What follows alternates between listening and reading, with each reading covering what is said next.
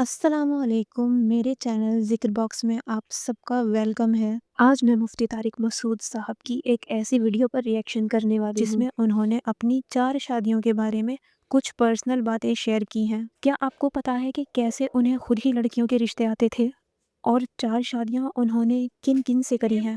اور کیا آپ کو پتا ہے کہ انہوں نے ایک پیر سے معذور لڑکی کو بھی رشتہ بھیجا تھا؟ تو چلیے ان ساری ہی باتوں کو اور ڈیٹیل سے جانتے ہیں۔ تو ویڈیو کو پورا دیکھیں اور اپنے تھاٹس بھی کامنٹس میں ضرور بتائیں۔ چوتھی شادی کا ارادہ ہے؟ میری ہو چکی ہے چوتھی۔ اچھا جی جی 4 ہو گئی ہیں جی ماشاء اللہ۔ اچھا عام طور پہ تو 3 مشہور تھی، چوتھی کب ہوئی ہے؟ ریسنٹلی ہوئی ہے۔ ریسنٹلی ہوئی ہے ماشاء اللہ۔ کدھر کراچی میں ہی ہے؟ ہاں کراچی میں۔ اچھا تو اب آپ کے یعنی 4 گھر ہو گئے اب آپ کے، اب ٹائم لینا اور مشکل ہو جائے گا۔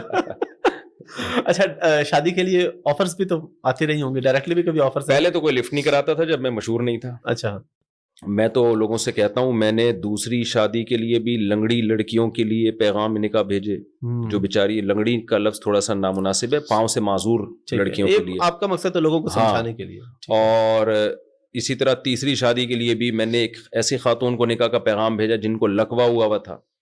میں نے ایسی خاتون کو نکاح کا پیغام بھیجا جو سن نہیں سکتی، بول نہیں سکتی تھیں، یعنی معذور اور اپنی اس سے کئی عمر زیادہ عمر کی خواتین، لیکن لوگ لفٹ نہیں کراتے تھے۔ مجھے یاد ہے ایک دفعہ میں نے تیسری شادی کے لیے نکاح کا پیغام بھیجا، ایک شادی دفتر میں رابطہ کیا، میں نے کہا بھائی دیکھیں میری یہ سورس آف انکم ہے اور مجھ میں کوئی خرابی نہیں ہے، میں ایک چیز کو پروموٹ کرنا چاہتا ہوں سوسائٹی میں کہ تو آپ میں تیسری شادی کرنا چاہوں۔ وہ ایک دم غضبناک ہو گئی، وہ خاتون بیٹھی ہوئی تھی کہ آپ نے کیا دماغ خراب ہے آپ کا؟ میں نے کہا آپ کے یہاں ایسی خواتین بھی ہوتی ہیں نا جو ضرورت مند ہو، میں ان سے نکاح کر کے ان کو ٹھکانہ دینے کے لیے تیار ہوں۔ نہیں بھائی انہوں نے ایسا غصے سے مجھے سنائی ہے۔ تو یہ میرے ساتھ لوگوں کا رویہ تھا۔ ٹھیک ہے۔ ایسا بھی ہوا ہے کہ جی میں شادی دفتر گیا، مجھے پتا چلا جی وہ لانڈھی میں کورنگی میں ایک بیچاری طلاق یافتہ خاتون ہے اور ان کے والد اتنے سے پریشان ہیں، میں جناب بائک اٹھائی، ہم نے جی ٹی او 125 رکھی، اسٹائل ہمارے شروع سے اسی ٹائپ کے ہیں، ٹھیک ہے ماشاء اللہ، شوق اسی طرح کے رہے ہیں۔ پہنچ گئے جی وہاں پہ اور وہاں گئے ہیں تو لفٹ ہی نہیں کرائی، غصہ کیا ان لوگوں نے۔ تو لوگ مجھے کہتے ہیں نا آج ہمیں تو کوئی رشتہ نہیں دیتا، تو میں کہتا ہوں یار آپ لوگوں نے اس طرح اسٹرگل کی نہیں ہے جیسے ہم نے کی ہے۔ گلگت بھی گئے ہیں ہم، چترال بھی گئے ہیں، کے پی کے بھی گئے ہیں، پنجاب بھی گئے ہیں، کراچی کا بھی کوئی علاقہ نہیں چھوڑا ہوگا میرا خیال ہے۔ تو لوگ اس کو ایکسیپٹ ہی نہیں کرتے تھے، مانتے ہی نہیں تھے، کہتے تھے کیوں بھائی؟ میں کہ یار آؤ میرے گھر دیکھو، میں کوئی 2 نمبر آدمی نہیں ہوں، میں وہ کہہ رہے ہیں آپ 2 نمبر ہو، جو دوسری کر رہا ہے تیسری کر رہا ہے وہ بندہ ہی ٹھیک نہیں ہے۔ لوگوں کا یہ کانسیپٹ تھا، وہ ٹھیک ہو ہی نہیں سکتا۔ تو لیکن بہرحال پھر ہو بھی گئی الحمدللہ۔